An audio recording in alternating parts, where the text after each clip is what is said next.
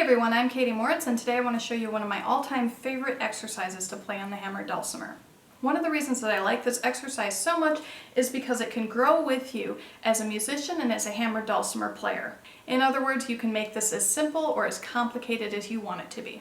We're going to be working in a simple 1-4-5 chord progression, which means that when you're playing a tune that also has the same progression, and there are many, you can use tidbits of this exercise and incorporate those into the music that you play. So that's one of the other things that I really like about it. It's very versatile and you can use this in more ways than just playing an exercise. The first thing I'm going to do is teach you that initial pattern, and then we're going to work on some timing things, moving around emphasized notes within the measure. And then we're going to work on improvising and getting outside of that chord progression and moving up and down the scale, moving those chords all over the instrument, just so that we can get more familiar with our instrument and more familiar with the notes that work within the key that we're in. So without any further ado, I'm going to go ahead and shift camera angles and get started. This exercise is in the key of G major. So find G major on your instrument. And this is where we're starting. When I talk about 1, 4, and 5 chords, I'm talking about the chord that corresponds with the 1st scale degree, the 4th scale degree, and the 5th scale degree. So in the key of G major, our first note is a G, so that's our 1 chord, G major. Our 4th note, 1, 2, 3, 4, is a C, so our 4 chord is a C major. And our 5th note in that scale is 1, 2, 3, 4, 5. That's a D. I'll play it down here. That's a D major chord. So our 1 chord is a G major, 4 chord is a C major, and our 5 chord is a D major. So when I first approach playing a major chord, I usually think of that arpeggio, that shed shape or that H pattern. And I imagine that you probably are familiar with that shape as well. But the problem with that in the context of this progression is that we're moving up and down so much. And that can get difficult, especially as you speed things up. So I'm going to show you some inversions of those chords and some different patterns that are going to be a lot smoother. Our 1 chord, which remember is our G major chord, we're going to play that in a 2nd inversion, which means that the first note we play, the root of that chord, is actually going to be a D.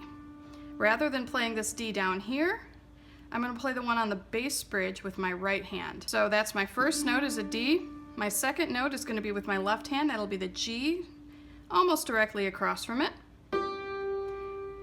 3rd note in the pattern, I'm going to cross my right hand over from this D up to this B. And then my left hand's going to cross over the bridge directly and hit the D over here.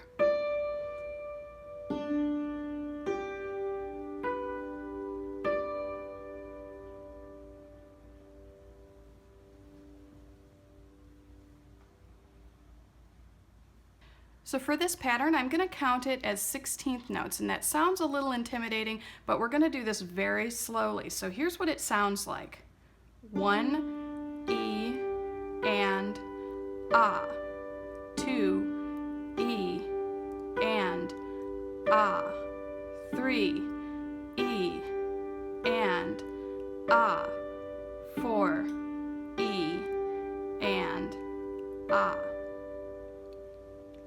It's a good idea to practice this stuff with a metronome. I'm just not using one for this video series because it would be one more thing for me to try and talk over or turn off and on. But practice that over and over again until you can speed it up. 1, E, and ah. 2, E, and ah. And continue that. For the 4 chord, which is that C major chord we talked about, we're going to play a 1st inversion on that, which means we're going to start on an E. Instead of starting on the C down here, we're going to start on an E with our right hand, cross over, and we're still going to play a G over here with our left hand on this side of the bridge. Right hand will cross over and hit the C up here. The left hand will cross over and move up 1 note and hit this E. So here's what that looks like.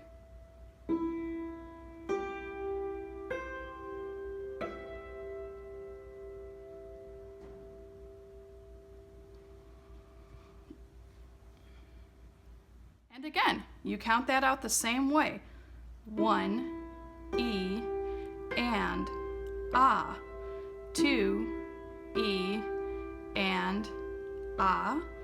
3, E, and ah. 4, E, and ah. Once you've practiced that a few times, let's move on to the 5 chord. The 5 chord is a D major chord.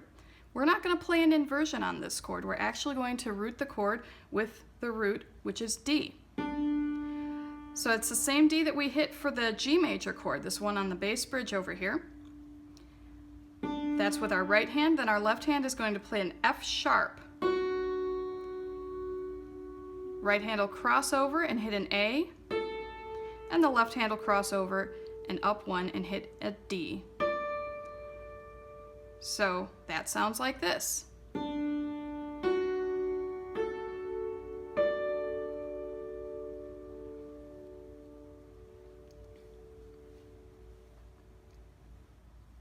Again, count that one out.